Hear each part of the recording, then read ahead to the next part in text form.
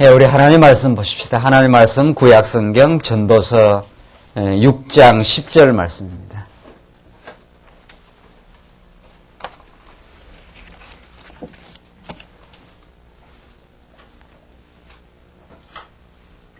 우리 하나님 말씀 구약성경 전도서 6장 10절 말씀입니다.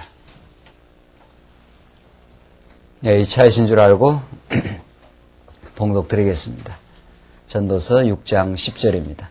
이미 있는 무엇이든지 오래전부터 그 이름이 칭한 바 되었으며 사람이 무엇인지도 이미 안 바 되었나니 자기보다 강한 자와 능히 다툴 수 없느니라. 헛된 것을 더하게 하는 많은 일이 있나니 사람에게 무엇이 유익하랴. 헛된 생명의 모든 날을 그림자같이 보내는 일평생에 사람에게 무엇이 낙인지 누가 알며 그 신후에 해 아래서 무슨 일이 있을 것을 누가 능히 그에게 고하리요. 12절까지 봉독 드렸습니다. 우리는 지금 전도서 말씀을 통해서 참으로 하나님이 섭리하시는 이 시, 공간, 세계의 인생의 삶의 그 본질이 무엇인지를 우리가 지금 전도서 말씀을 통해서 지금 확인하고 있습니다. 해 위에 계시는 영원하신 하나님의 경륜과 그의 작정하심과 그 작정에 근거해서 이 땅을 언약대로 승리해 가시는 그 하나님의 영원하고 신령한 통치와 경륜을 알지 못하면은 이 땅에 살아가는 모든 것들이 얼마나 바람을 잡으려는 것이냐. 이 땅에서 무엇을 해도 그것이 영원하지 않는 것이며 또 이 땅에는 얼마나 부조리한 것으로 가득 차 있는지를 솔로몬 기자는 자기의 삶을 자기 한평생 전무후무한 부귀영화를 누려본 사람이 고백하고 절규하는 내용을 통해서 우리는 참으로 그 복된 하나님의 영원한 경륜과 그 뜻을 우리는 이 전도서 말씀을 통해서 지금 확인하고 있습니다.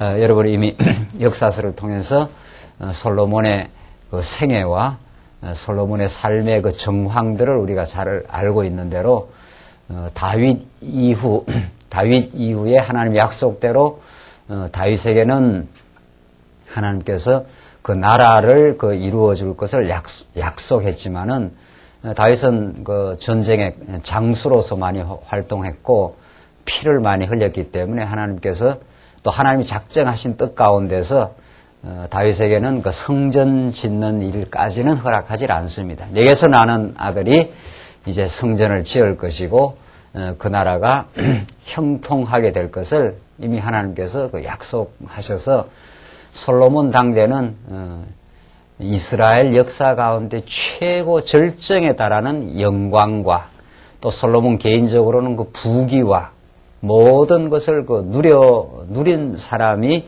이 전도서를 쓰고 있다는 사실이 우리들에게 더욱 설득력을 가지고 있고 정말 인생의 본질이 무엇인지 인생의 본질이 하나님의 경륜과 영원한 뜻을 깨닫는데 참으로 있다는 사실을 솔로몬은 스스로가 누렸던 그 부귀영화가 하나님과 관련되지 않을 때 얼마나 바람을 잡는 것이라는 것을 온몸을 통해서 전율하듯 느꼈고 그가 말년에 또 하나님을 떠나갈 때 얼마나 하나님의 진노를 받고 또 대적들에게 어려움을 겪으며 그 뼈저린 그 실수를 겪어본 사람이 그러니까 형통과 쇠락을 동시에 겪어본 사람이 쓰는 글이기 때문에 더욱 우리들에게는 정말 복되고 복된 그 말씀으로 다가옵니다.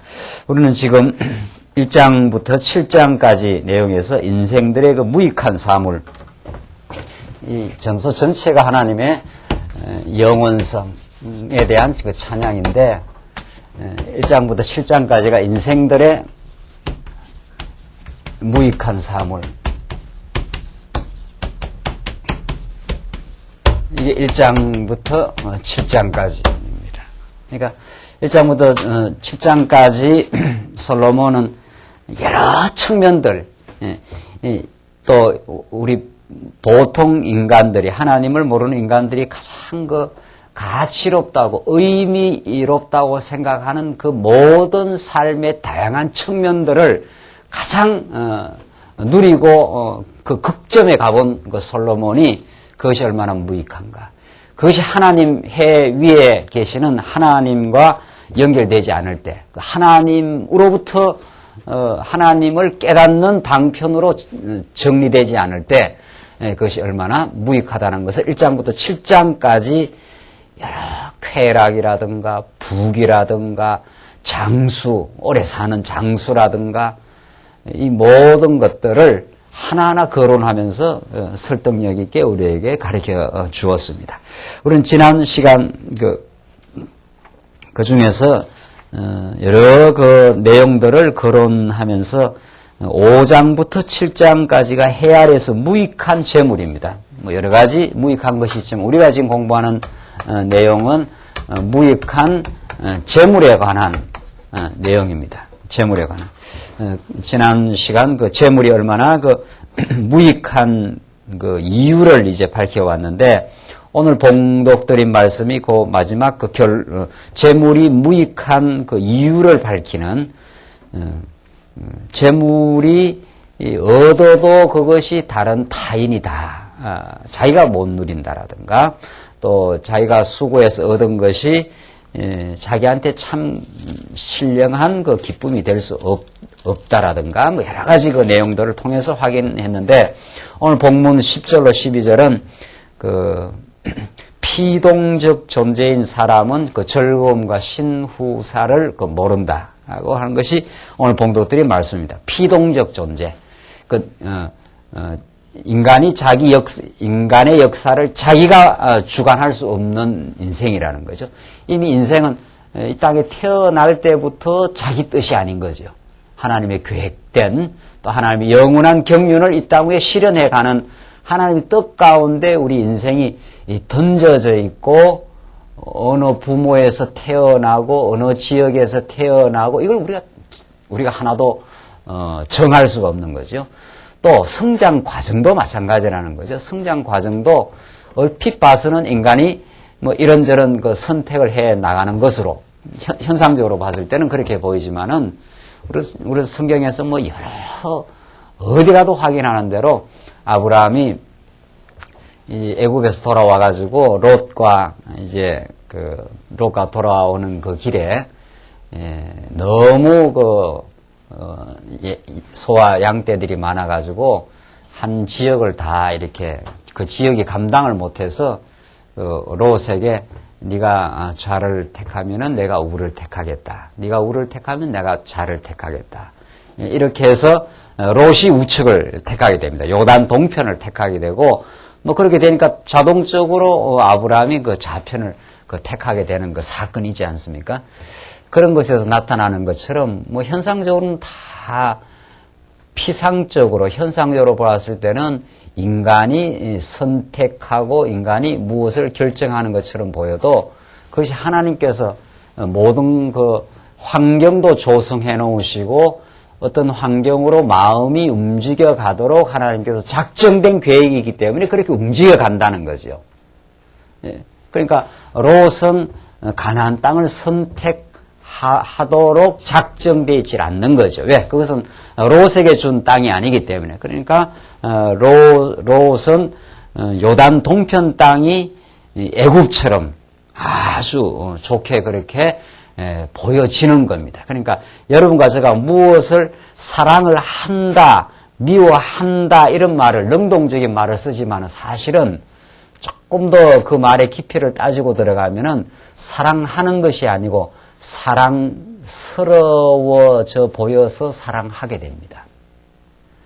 미워하는 게 아니라 미워지는 겁니다. 아직도 못 따라왔습니까? 이 수준 있는 말을.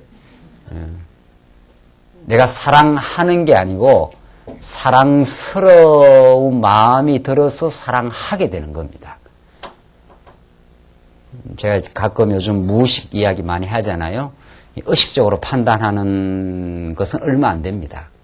이미 무의식 세계 속에 어떤 가치관이 있고 인간의 어떤 나름의 그 편향, 어떤 기호 이런 게 이미 있습니다. 그러니까 어떤 사람에 대해서 첫눈에 마음이 든다 하는 것이 자기 의식이 아니고 무의식이 그 결정을 하고 있습니다. 그 무의식의 세계를 하나님이 그렇게 되도록 모든 환경을 지배해 놓고 그렇게 해 놓았습니다. 그래서 어떤 사람은 눈꺼풀이 씌가지고 그렇게 결정을 하는 겁니다. 아, 이 사람이 내 사람이다 이렇게 되는 거죠. 그렇게 된 겁니다. 여러분이 선택한 게 아니라 선택하도록 마음이 그렇게 끌려서 하게 그렇게 된 거죠. 미움도 마찬가지예요. 미움도. 주런 거 없이 밉다 하는 사람이 있잖아요. 그거 자기가 결정하는 거 아니에요. 그래서 이게 인간이 뭔가를 자기가 선택해 나가는 것 같지만 이미 그렇게 선택해 나가도록 하나님께서 모든 배경과 마음과 환경과 모든 것들을 이미 계획하고 인도해 간다. 그러면 이제 우리가 이제 로봇이냐 이런 말이 나오잖아요. 아니, 로봇가 아니에요. 로봇은 의식이 없습니다.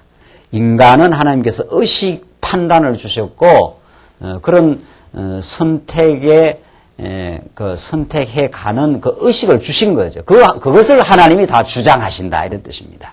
이 부분은 굉장히 많이 우리가 생각을 해야 되고 또 성경을 깊이 이해를 하면서 해 나가야 되는 거죠. 아까 전에 말씀드린 대로 아브라함이 롯이 의식이 없는 건 아니에요. 그쪽으로 보면 좋아 보이는 거예요. 그러니까 그쪽으로 판단하는 거예요. 왜? 하나님께서 아브라함에게 주기로 이 땅이 작정되어 있기 때문에. 그렇게 해서 하나님이 모든 역사와 우리의 마음과 모든 걸 지금 인도해 가시는 주권자다. 우리 택한 백성에는 그런 모든 인생의 행로가 결국 하나님의 영원한 뜻을 그의 신령한 계획과 사랑을 깨닫게 하기 위한 하나님의 총체적 계획 속에 인생이 진행되고 있는 거죠. 그래서 10절 보시면 그걸 이제 전도서 기자는 알고 있는 겁니다. 이미 있는 무엇이든지 오래전부터 그 이름이 칭한 바 되었으며 이미 있는 무엇이든지 오래전부터 그 이름이 칭한 바 되었으며 오래전부터 그 이름이 다 이렇게 칭한 바 되어져서 그 계획대로 지금 진행이 된다 이런 뜻입니다. 계획대로. 성경에서 구약에서 아브라함을 나중에 아브라함이라 하라. 야곱을 그 이스라엘이라 하라. 어떤 첫 번째 주어진 이름이 어떤 하나님의 섭리가 진행되고 나서 그 섭리의 특징을 따가지고 그 이름을 다시 붙여주는 게 있지요. 그 성경이 굉장히 많습니다. 구약 성경에서 그 이름을 붙여주는 거기에 하나님의 섭리의 그 특징이 들어있는 겁니다. 야곱을 이스라엘이라 하라, 지금부터는. 이렇게 말하는 것은 하나님과 싸워 이겼다. 이런 뜻이란 말이죠. 그게 뭐 하나님과 싸워 이겼다는 게 하나님이 져주셨다. 이런 뜻입니다. 결국 알고 보면은 하나님이 야곱에게 주기로 한 약속을 그대로 이제는 이루어준다. 이런 뜻이란 말이죠. 그래서 그 이름을 그 구약에는 붙이는 이제 이름을 처음에 지은 이름에다가 그 다음 하나님의 그 섭리의 계획과 뜻을 넣어가지고 제 이름을 하나 붙여주는 경우가 성경이 많아요. 구약에. 그런 것처럼 그게 이미 야곱의 운명이 정해져 있다. 이런 뜻입니다. 야곱은 하나님의 작정된 복을 받기로 작정되어 있기 때문에 이스라엘이라 이렇게 이름을 붙여주는 겁니다. 그 하나님의 정한 이 만세전에 그래서 우리가 이 종교개혁자들이 이 성경을 통해서 깨달은 가장 중요한 그 성경을 통해서 깨달은 그 내용이 하나님의 영원한 작정과 예정이에요. 작정과 예정. 이거는 영원한 작정이에요. 이 전도서 맥락에서 보자면은, 왜냐하면 시간 이전에 이루어진 일이거든요. 창세 전에 그리스도 안에서 우리를 예정하사. 예정은 더 포괄적인 이제 작정을 전제로 하는. 작정은 태초로부터 종말까지 모든 일입니다. 작정은. 참새 하나 떨어지는 것도 하나님이 허락하지 않으면 안 된다. 우리 머리털까지 다 세신 바 되신 하나님이라 이게 다 작정이거든요. 그 작정 가운데 우리 그리스도 안의 인생의 구원과 멸망을 이제 정해놓으신 건데, 우리 종교 개혁자들이 루터나 칼빈을 포함해서 깨달은 가장 중요한 게 사실은 이거예요. 이게 전제되지 않으면은 성경을 한 구절도 풀 수 없고 여러분과 제 인생을 하나도 해석할 길이 없습니다. 모든 게 이걸 전제하자면 모든 건 다 우연이요, 모든 건 다 무질서일 뿐입니다. 우연히 진행될 뿐이라는 거죠. 그 우연이냐, 작정이냐, 이 둘 중에 하나입니다. 그 중간지대는 있을 수 없어요. 뭐 우연히 아무렇게나 계속 인생이 진행되는 거냐, 안 그러면 어떤 인격적 지성을 가지고 있는 어떤 영원한 존재자가 그 계획을 하고 그 뜻한 바가 있어서 그렇게 진행시키느냐, 이 둘 중에 하나는 거죠. 둘 중에 하나예요. 그래서 유실론을 믿는 기독교는 하나님의 작정을 우리는 받아들이게 되고, 무실론을 받아들이는 모든 인본주의 사상은 결국은 우연의 총합일 뿐입니다. 세상 만사가. 거기에는 우연이라 이렇게 받아들이면 거기는 결국은 허무밖에는 없어요. 우연이니까 거기에는 무슨 질서가 있을 수 없는 거죠. 거기에 뭐 윤리 찾고 도덕 찾고 이런 게 다 의미가 없는 겁니다. 알고 보면. 그러니까 윤리고 도덕이고 다 강자가 세상을 지배하기 위한 허울일 뿐이다. 이게 니체의 깨달음이에요. 니체의 강렬한 그 통박이에요. 도덕이라는 게 알고 보니까 강자가 자기의 그 권력을 유지하고 그걸 보존하기 위해서 울타리를 자기 마음대로 만들어 놓은 거라 이런 뜻입니다. 마음대로. 강자의 힘이 그 도덕을 그때그때 조정해 갑니다. 언제나. 그게 이제 니체의 깨달음이었는데, 그러니까 하나님의 작정을 받아들이지 아니하면은 모든 게 다 허무로 떨어지는 거죠.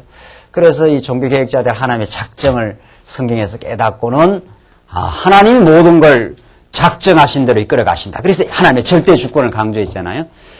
그러나 이제 종교개혁자들의 그 부족한 부분은 그 작정이 언약의 방식으로 표현되고 언약의 방식이 성취의 하나님의 뜻으로 이루어진다 하는 이 전체적 이제 골격을 이제 드러내지 못했는 거죠. 어쨌든 지금 우리가 지금 중요한 것은 지금 우리는 이 전체 구도를 성경에서 깨달아가고 있는데, 하나님의 작정이라는 것을 우리가 조금 더 곰곰이 생각하면 이건 시간 이전에 이루어진 거니까 하나님의 영원한 존재와 더불어 된 거죠. 이 피조 만물이 있기 전에 하나님의 영원한 존재 속에 하나님이 계획이 있는 거죠. 그 계획대로 지금 역사가 이제 진행되는 거죠. 이게 이제 영원한 작정. 그러니까 이 피조 세계에 존재하는 모든 존재와 움직임은 그의 계획에 의해서 지금 진행 중이다. 그래서 오늘 본문이 오래전부터 그 이름이 칭한 바 되었으며, 하나님이 그 의미를 집어넣으면 그 의미로 진행된다 이런 뜻입니다. 야곱에게 이스라엘이라 하나님이 그 계획을 언제 해놓는가? 작정 영원한 안에서 해놓은 거예요. 하나님 역사를 진행해 가는 과정에 이렇게 할까 저렇게 할까 이렇게 안 한다는 거죠. 만약 그렇게 된다면 얼마나 역사가 일로 갔다 이렇게 된다는 이야기밖에 안 되죠. 그래서 우리는 역사는 그 직선적이다 하는 것이 그런 뜻입니다. 이랬다 저랬다 하나님 그때 반응하시는 분이 아니라는 거죠. 하나님 계획하시는 그 계획을 계속 자기의 뜻을 이루어 지금 가고 계시는 분이죠. 그걸 우리가 깨닫게 될 때 우리는 하나님의 뜻에 승복하게 되고 하나님 앞에 모든 것이 주의 뜻대로 되어졌습니다라고 우리는 깨닫게 되는 거죠.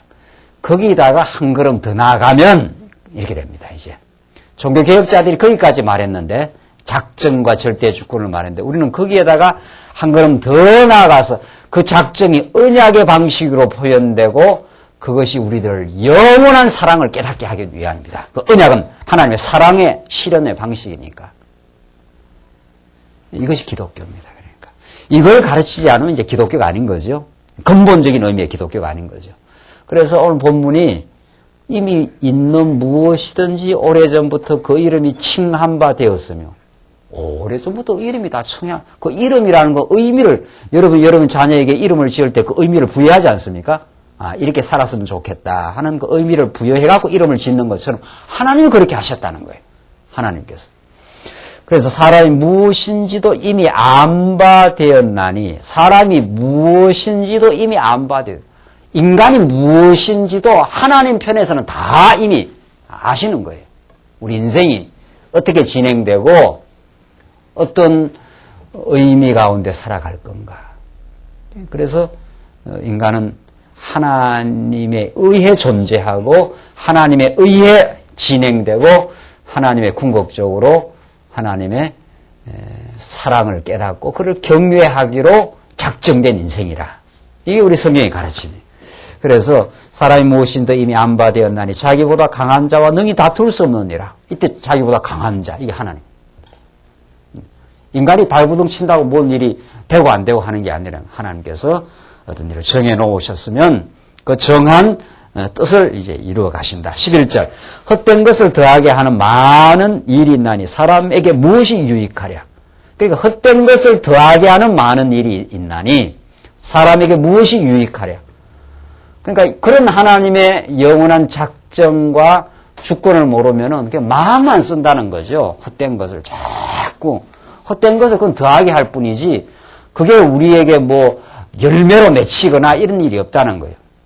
우리가 연단의 과정이라든가 이럴 때 그런 걸 많이 경험하지 않습니까?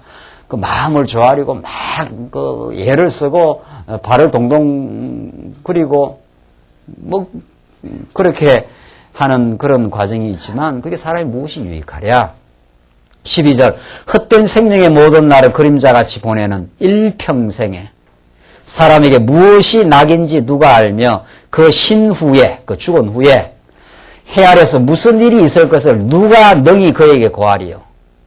이 전도서 기자는 참 그 인생의 그 허무성, 그 하나님이 없을 때, 왜냐하면 모든 인생이 시간적 존재니까 태어나서 언젠가는 죽게 돼 있고 죽게 돼 있을 때 육체적 인생은 다 땅으로 진토로 다 사라지고 그 세월이 지나가면 누가 존재했는지를 누가 아느냐 말이죠. 그 신후사를 누가 알겠느냐.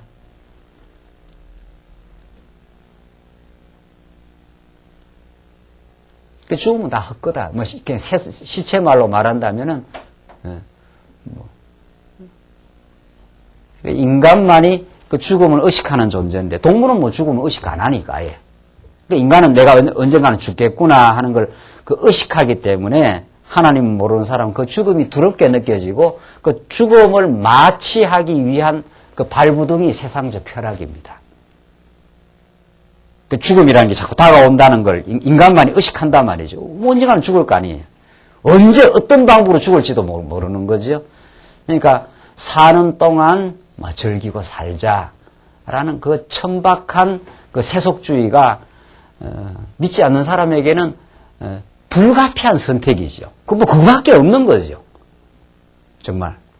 그래서 이 전도서 기자는 해위의 하나님을 알지 못하는 그 인생이 얼마나 참 허무한 인생인가 하는 것을 12절까지 밝히고 있어요.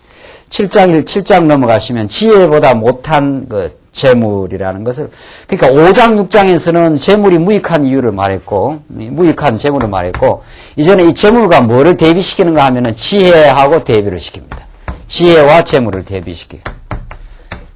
세상에서 재물이 그렇게 소중하고 이것 없으면 죽을 것 같고 이것이 그렇게 가치 있는 것 같지만은 지혜와 비교하면은 지혜보다 월등월등 못하다.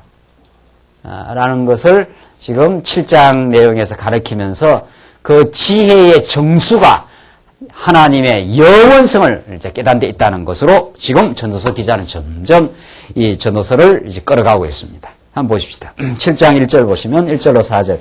지혜자에게는 죽는 날이나 슬픔이 난 이유를 노래합니다. 자, 이거 얼마나 역설적인 그 표현입니까? 그 하나님을 알지 못하면 죽는다라든가, 뭐 죽는 것이 가장 두렵고 죽는 것이 가장 가장 참 절망적이고 나쁜 것으로 이해가 되는데 지혜자에게는 하나님을 아는 지혜자에게는 죽는 날이나 오히려 기쁨보다 슬픔이 더 낫다는 거예요. 이건 정말 역발상입니다. 정말 이거는 하늘의 그 복음이 우리에게 가르쳐주는 정말 역발상이에요. 보통 사람들이 보편적으로 생각하는 사고방식을 확 지금 뒤집어 엎어버리는 그런 발상입니다. 한번 보십시오. 아름다운 이름이 보배로운 기름보다 낫고 죽는 날이 출생하는 날보다 나으며 초상집에 가는 것이 잔치집에 가는 것보다 나으니 모든 사람의 결국 이와 같이 됨이라 산자가 이것에 유심하리로다. 참 이런 말이 세상에는 없는 거죠. 모든 세상 철학이든 세상 가르침은 어떻게 해야 건강해서 오래 사느냐, 죽음이라는 것에 대한 어떤 해석을 내릴 수가 없는 거죠. 그 죽음은 모든 것의 끝이요, 두려움의 공포의 대상이요, 그저 피할 길 없는 그냥 운명으로서만 받아들이는 것이 거기에 대한 어떤 의미 부여가 가능하지 않는 거지요. 어떤 철학도. 모든 종교가 죽음에 대한 공포로부터 시작된다고 하는데 이 기독교를 제외한 모든 종교가. 더 죽음이 뭐냐? 그 죽음이 뭔지를 정의 내려야 산다는 게 뭐냐? 이 정의를 내릴 수가 있는데 오늘 전도서 기자는 그걸 정반대로 지금 설명한단 말이죠. 오히려 죽는 것이 낫고 초상집에 가는 것이 잔치집에 가는 것보다 낫다. 그 앞에 다시 한번 보십시오. 아름다운 이름이 보배로운 기름보다 낫고 죽는 날이 출생하는 날보다 나으며 초상집에 가는 것이 잔치집에 가는 것보다 나으니 모든 사람의 결국이 이와 같이 됨이라. 산자가 이것에 유심하리로다. 살아있는 자는 이것을 여기다 마음을 두는 것이 진짜 지혜롭다는 거죠. 솔로몬은 지혜가 얼마나 솔로몬이 다윗으로부터 나라를 물려받고 하나님께 그 기도를 했지 않았어요?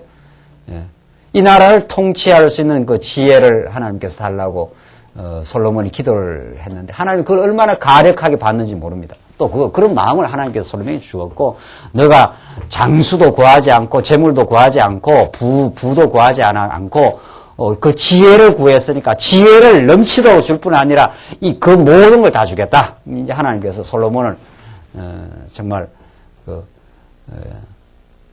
다윗 이후에 성전을 짓고 그 나라의 최고의 이제 영광스러운 나라를 하나님께 약속한 겁니다. 그러니까 그 지혜를 준 거죠. 그 지혜가 솔로몬의 그 지혜로 말미암아 이방 스바 여왕이 찾아와 가지고 뭐 모든 걸 다 가지고 와서 솔로몬을 만나서 그 지혜를 듣고자 왔잖아요. 그래서 솔로몬이 그걸 알고 있는 거예요. 지혜를 갖고 있기 때문에 뭐 이방의 스바 여왕이 뭐 모든 걸 다 가지고 온 거예요. 사실은. 그만큼 이 아름다운 이름, 그 지혜 이것이 중요하다 하는 것을 솔로몬이 알고 있는 겁니다. 이 그림을 그리자면은 우리 그 사과에 그 씨앗이 있듯이 사과가 이렇게 있으면 그 안에 가장 중요한 그 씨앗이 가장 핵인 거죠. 그 씨앗이 없으면 그 다음에 사과를 만들어낼 수가 없는 거죠. 그 사과 하나는 먹을 수 있어도 그 씨앗이 없다면 그만큼 그 씨앗이라는 건 사과라는 그 물질의 그 핵을 차지하는 거죠. 다음에 사과를 무한정 만들어낼 수 있는 거니까 씨앗을 심으면 또 나무가 생기고 거기에서 주렁주렁 사과가 맺히고 또 맺히는 거니까. 그러니까 그 씨앗이 없는 사과라는 것은 그 무의미한 거죠. 그 당대만 먹고 즐길 수 있을 뿐이지 그것이 다음을 기약할 수 없는 거다. 우리 핵이라는 게 그렇다는 거죠. 우리 인생에도 뭐 핵이 있지 않겠어요? 여러분과 저의 삶에도 그걸 솔로몬의 지혜로 보는 겁니다. 이 재물도 있고 장수도 있고 우리 인생이 다 필요한 것들이고 다 이 세상살이 하는 데는 다 중요한 것들이에요. 재물이나 장수나 뭐 쾌락이나 뭐 주어지는 건강이나 모든 것들이 다 하나님이 우리를 다스려가고 우리 베푸시는 은총입니다. 우리는 하나님부터 물려받지 않는 것이 하나도 없죠. 그러나 지금 솔로몬은 그게 핵이 뭐냐 지금 이걸 지금 이 본문에서 가르치고 있거든요. 지혜가 만약 없다면은 재물이 무엇이며 장수가 무엇이며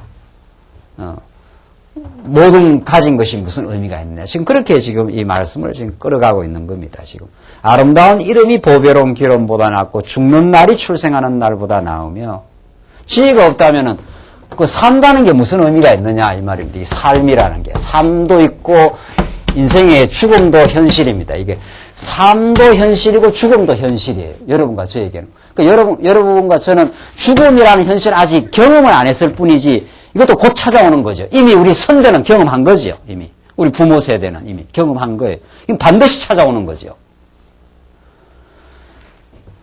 그러니까 삶이라는 것도 현실이고 죽음도 곧 다가올 현실이요. 우리의 인생의 선배들에게는 이미 현실로 경험된 사실들이죠. 죽음이라는 게. 이런 모든 것들이 우리 인생에서 계속 진행이 되는데 그 가운데 이 지혜가 없다면은 아무것도 아니다 이 말입니다. 그 지혜의 관점에서 본다면은 삶이 굉장히 중요하다 하지만 지혜의 관점에서 오히려 거꾸로 죽음을 더 죽음이 오히려 우리의 삶을 돌아보게 만들고 영혼을 더 생각하게 하는 진정한 하나님의 현실이다. 하나님이 섭리하는 현실이다. 지금 솔로몬 기자는 그렇게 말하는 거죠. 이것이 솔로몬이 그 하나님으로부터 부여받은 지혜로 그 이방 스바 여왕이 온갖 걸 다 가지고 지금 온 거 아니에요? 예. 그 지혜가 있으면 모든 건 다 따라 붙는 거예요. 솔로몬에게 삶이 그랬고 또 솔로몬은 정말 하나님의 뜻에 아주 합당하게 지혜를 구한 거 아니에요. 왕으로서. 그리고 하나님께서 다른 모든 건 다 허락해버렸어요. 너가 지혜를 구했으니까 너에게 모든 걸 다 허락하겠다 해서. 그만큼 지혜라는 것이 이게 핵이라는 거죠. 여러분과 저의 삶 속에. 솔로몬의 삶에 그래도. 지혜가 있을 때 솔로몬에게 있었던 재물이고 장수고 모든 것들이 하나님의 성전을 짓는데 다 활용됐는데 하나님의 지혜를 싹 걷어가 버리니까 솔로몬에게 어떻게 됩니까? 솔로몬 말년에 말입니다. 말년에. 솔로몬에게는 재물도 있었고 뭐 삶도 있었고 장수도 있었고 부귀도 있었고 영광도 있었고 다 있었지 않았어요. 그것도 전무후무하게 뭐 지금 우리가 누리는 거 이건희 회장 뭐 이번에 손 나왔다고 뭐 아쉬워하는데 뭐 이건희 회장은 그 솔로몬하고는 비교가 안 돼요. 솔로몬이 지혜가 있을 때는 그런 것들이 다 의미가 있었습니다. 왜? 하나님의 성전을 짓는데 다 그 금이고 음이고 다 필요했거든요. 성전 지을 때 다. 그런데 솔로몬 말년에 하나님께서 지혜를 솔로몬에게 싹 걷어가 버리니까 이방 여자들을 온갖 들이대고 그래서 이방 여인들이 가져오는 모든 우상을 섬기게 되고 그러니까 하나님께서 솔로몬에게 진노하시니라. 그 열왕기 상하에 보면은 그래서 솔로몬에게 온갖 대적들이 막 생깁니다. 대적들이. 그 지혜가 없어지고 하나님을 떠나니까 그 강력하고 호화찬란하고 그 성전을 짓고 막 이방 여인, 이방 왕들이 전부 흠모하고 그 지혜 하나를 얻으려고 온 거거든요. 이건 정말 우리한테는 절실한 겁니다. 왜 그 지혜자를 찾아서 먼 길을 간 예는 그 교육학의 역사에 보면은 너무도 많아요. 너무도. 그 지혜를 얻기 위해서 목숨을 걸고 갑니다. 내 인생의 그 의미가 무엇인가를 가르쳐 달라. 그걸 찾기 위해서 지혜자를 찾아서 스승을 찾아서 진짜 갈급한 사람들이 찾아가는 그 길은 아무도 못 막습니다. 그건 뭐 재산도 필요 없고 뭐 다 필요 없다는 거예요. 내가 지혜를 하나 얻기 위해서는 목숨을 건다 이런 것들은 그 교육의 역사에서 얼마든지 나옵니다. 그 참 인생의 가치를 찾는 사람들, 그 구도자들 이런 일들이 얼마든지 있거든요. 그 솔로몬은 그 지혜가 나오기 말년에 하나님께서 없애버리니까 그 모든 있는 뭐 장수니 재물이니 이게 전부 다 전부 다 그걸 도루묵이라고 합니다. 도루묵. 말짱 도루묵이 되어버렸어요.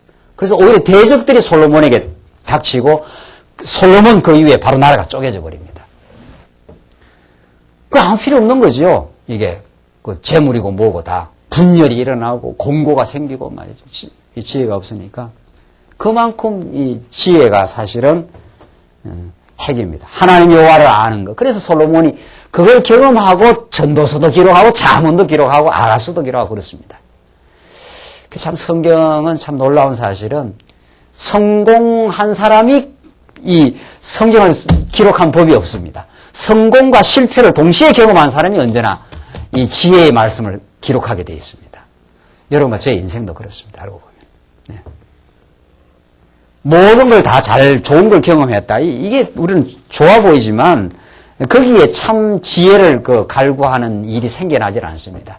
뭐 성공한 일도 좀 겪어보지만은 더욱 우리의 인생에게 값지게 다가오는 것은 실패와 절망을 겪어본 사람들입니다. 그걸 겪어본 사람들이 지혜를 찾게 돼 있고 지혜로 말미암아 힘을 얻게 되는데 솔로몬이 지금 그런 거죠. 그러니까 솔로몬에게 이런 말이 나오는 거죠. 솔로몬이 얼마나 이 재물과 장수를 누리고 다 이거 누리면서 연락을 했습니까? 이방 여인들을 요즘은 말하면 미스 뭡니까? 유니버스 뭐 이런 거죠. 뭐 온갖 뭐 그것도 뭐 여자도 그런 여자가 그냥 보통 여자가 아니에요. 솔로몬이 다 선택을 했기 때문에 최고로 아름다운 그런 여인들하고 다 놀아본 사람이 그게 헛거더라. 그게 하나님을 떠나가는 길이 되었고 그게 내 인생에 참된 그 즐거움이 되지 않았다는 걸 솔로몬이 느끼고 그래서 2절에 초상집에 가는 것이 잔치집에 가는 것보다 나으니 이런 말이 나온단 말이에요. 세상 모든 사람들은 초상집에 가면 저 집 초상집이다 하면 그 울고 불고 난리 났다 이 말 아닙니까? 슬픔이요 그거는 뭐 고통이다 뭐 이런 뜻인데 이 하늘의 지혜를 터득한 사람 이 지혜가 있어 보기도 하고 이 지혜가 없어져 봤을 때 인생이 어떤 것이라는 것을 절감해 본 솔로몬은 초상집에 가는 것이 연락하는 집에 가는 것보다 더 낫다. 그것이 인생의 본질을 기억하게 하고 생각하게 하고 하나님께로 생각을 돌이키게 하는데 더 유익한 계기가 된다. 지금 그 말이죠.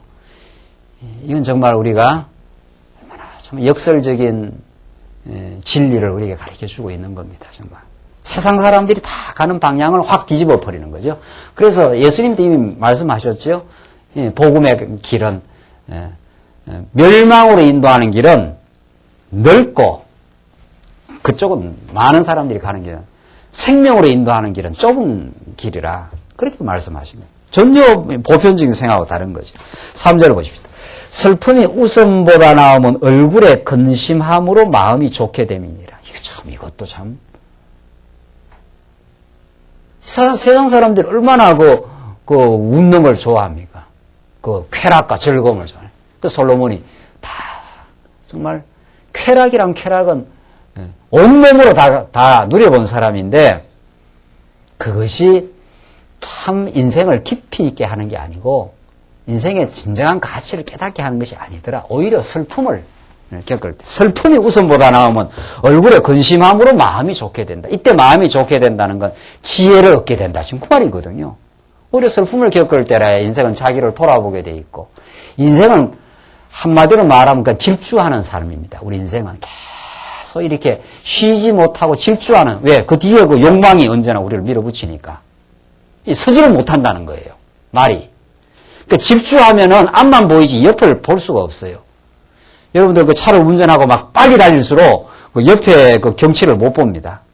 그 천천히 가야 옆에도 이렇게 돌아보고 이렇게 삶을 그 누릴 수가 있는데 이 질주하는 인생은 그 앞만 보고 달리죠.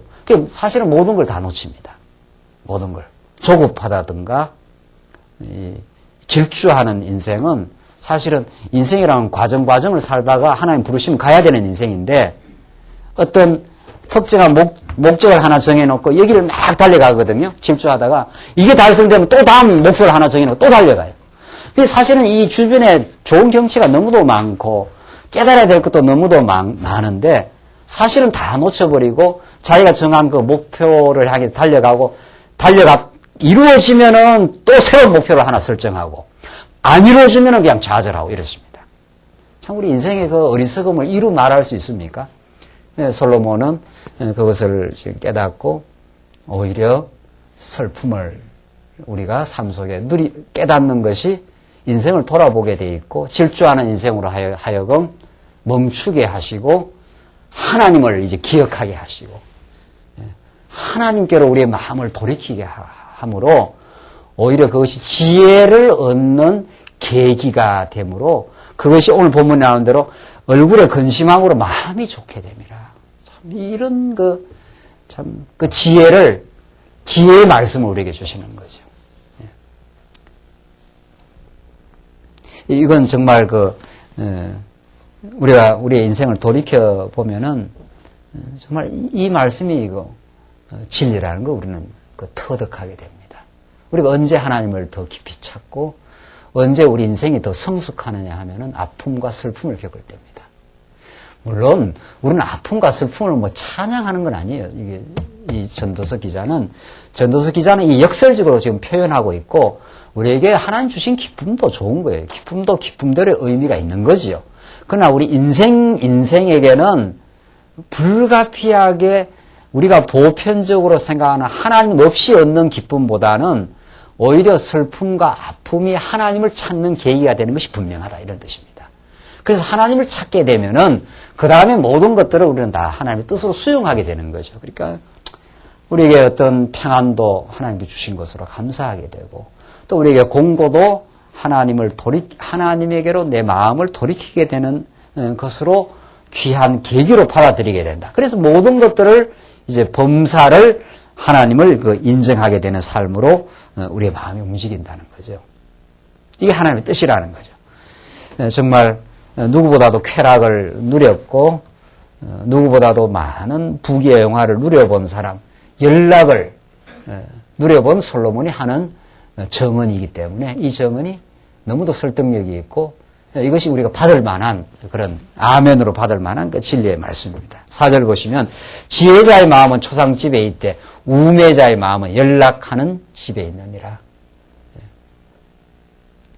그래서 정말 지혜자는 인생의 끝을 오히려 보고 우리가 이렇게 살아가지만은 이것이 언젠가는 끝이 나게 돼 있다. 이 끝을 늘 기억하면서 오늘의 삶을 정리하기 때문에 우리의 삶을 더 값지게 진지하게 살 수가 있고 이것이 바로 영원을 고대하고 추구하는 계기가 이 끝을 생각할 때 우리는 영원을 드디어 생각하게 된다는 거죠.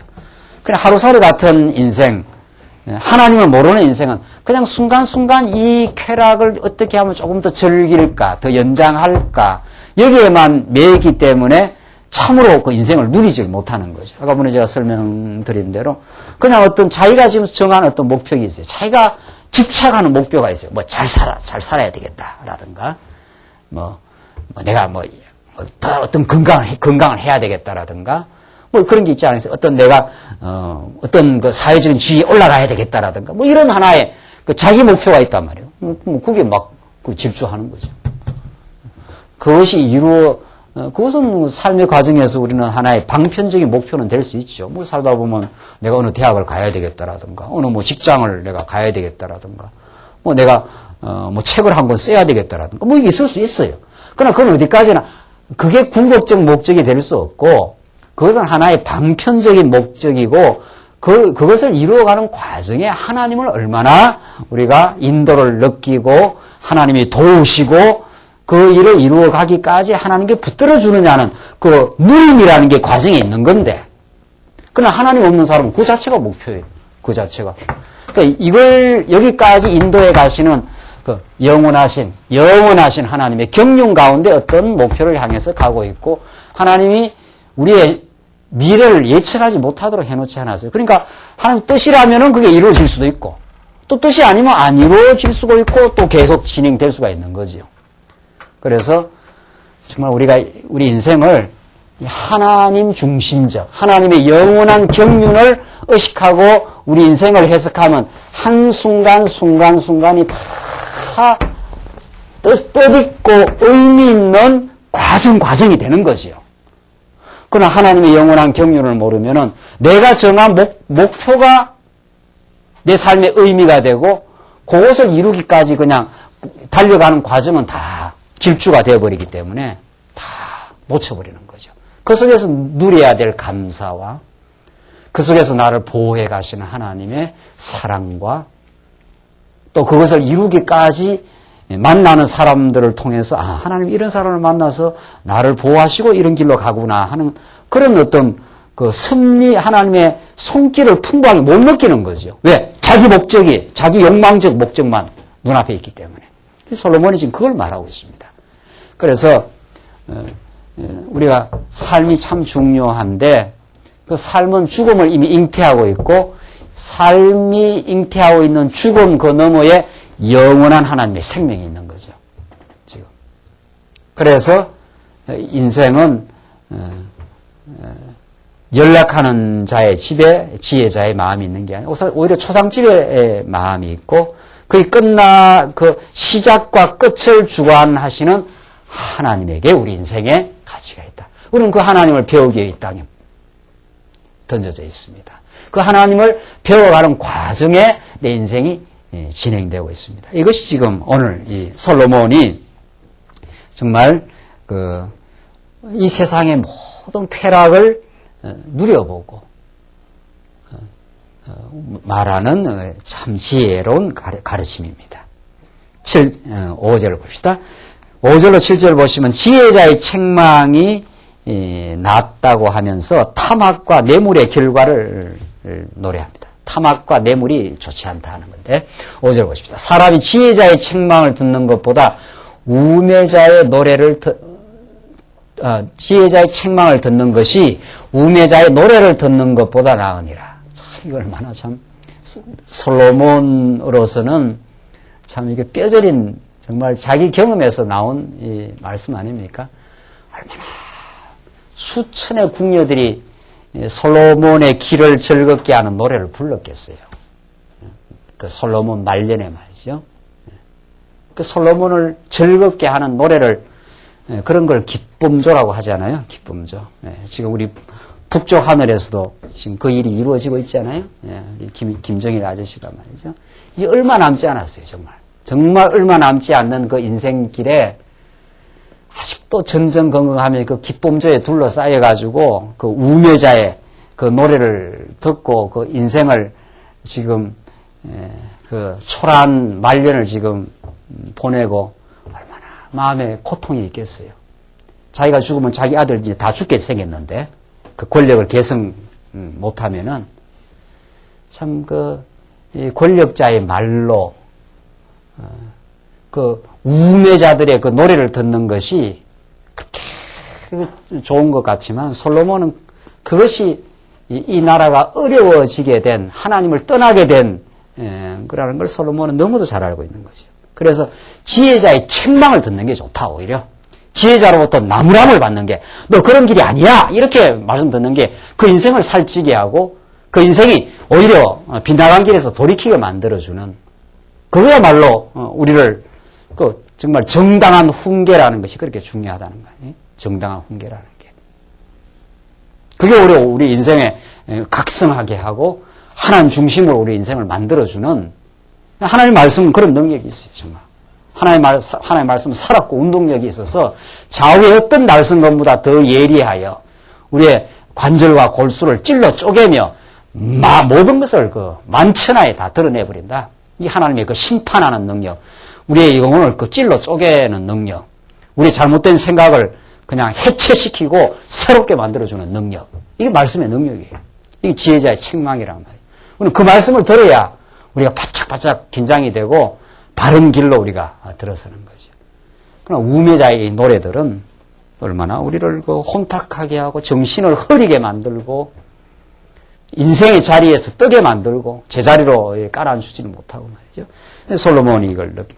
6절 우매자의 웃음소리는 솥 밑에서 가시나무에 타는 소리 같으니 이것도 헛되니라. 참 솔로몬이 이 비유가 얼마나 재밌잖아요. 솥 밑에서 가시나무가 막 바삭바삭 타는 소리처럼 아무 그게 영혼에 있고 유익이 안 된다. 지금 7절 탐학이 뭡니까? 이게 탐욕이 많기 때문에 포악하다 이런 뜻입니다. 이 반드시 그렇게 되어 있죠. 사람이 이게 탐욕이 많으면 이게 그 성격이 아주 그 강하게 되는 거죠. 그게 탐학입니다. 학대한다 할 때 이 학자 아닙니까? 학대. 마음이 청결하고 마음에 하늘의 기쁨이 있으면 마음이 온유하게 되죠. 당연히. 그런데 이 탐학이라는 것이 생기면은 지혜자를 우매하게 하고 뇌물이 사람의 명철을 많게 하느니라.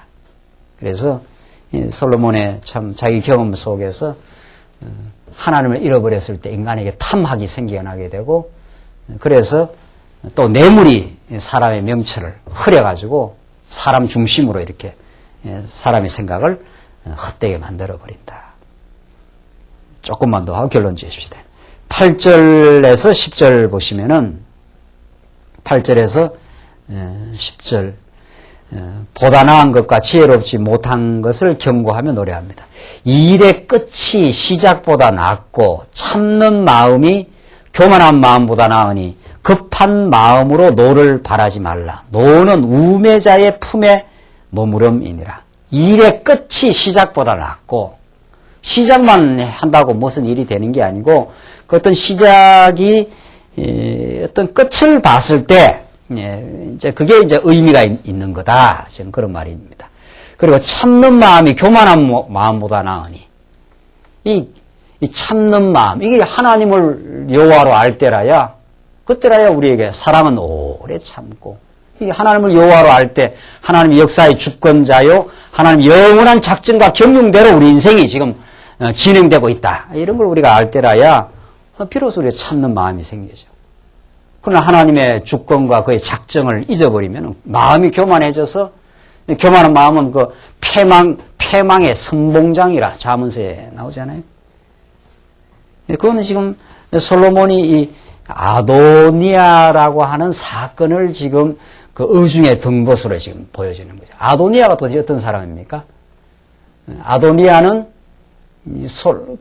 다윗의 아들이 솔로몬도 다윗의 아들이잖아요. 아도니아가 하나님은 이미 밧세바에서 난 솔로몬에게 하나님께서 왕위를 계승할 것을 하나님이 작정해 놓았는데 아도니아가 그 하나님의 뜻을 거역하고 그걸 깨닫지 못하고 거역하여 자기가 왕이 되려 한 거죠. 그래서 얼마나 그 교만한 마음을 품고 그 다윗이 아직 있는데 자기가 왕 만세를 부릅니다. 자기를 따르는 백성들을 끌고 나가지고 아도니아 왕 만세를 부르는 거죠. 이게 다 하나님 여호와를 알지 못하고 하나님의 주권적인 역사를 알지 못하는 참지 못하는 교만한 그 마음인 거죠. 그래서 아도니아는 결국 멸망의 길을 가고 맙니다. 이거 하나님 작정된 뜻이 아니니까. 하나님은 밧세바에게서 난 솔로몬 인간적으로 말하면 그 참 그 범죄로 말미암아 생긴 그 솔로몬 아닙니까?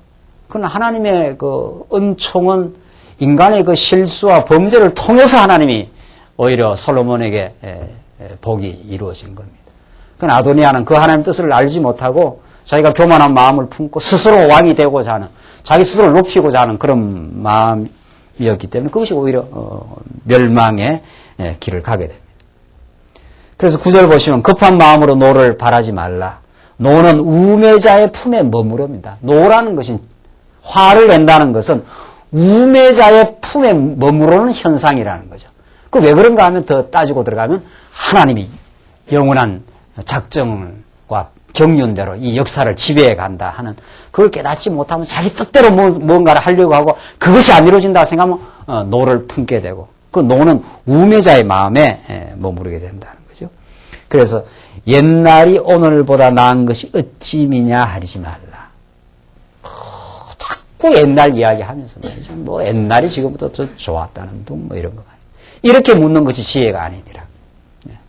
옛날은 옛날대로 하나님께 작정한 뜻 가운데 진행되어 왔고, 오늘은 오늘 하나님의 작정한 계획 가운데 당신이 하나님의 뜻을 지금 이루시기 위하여 지금 역사가 지금 진행되어져 가고 있다. 이것이 솔로몬이 자기의 삶의 과정을 통해서 정말 지혜가 얼마나 소중하다 하는 것을 솔로몬의 형통과 그 말년의 그 뼈저린 그 실수의 경험을 통해서 우리의 삶 속에 모든 주변의 모든 것들이 다 우리의 삶에 다 중요하고 그때그때마다 가치롭다고 우리는 판단하고 이렇게 살아가고 있지만 그 핵이라는 게 있다. 솔로몬은 이걸 지금 이제 강조하는 겁니다. 그러면서 점점 오늘 이 말씀, 이제 우리 다음 시간에 이제 공부하게 되는데, 하나님 행하시는 일을 봐라 말이죠. 하나님이 굳게 하신 것을 누가 폐기하겠는가?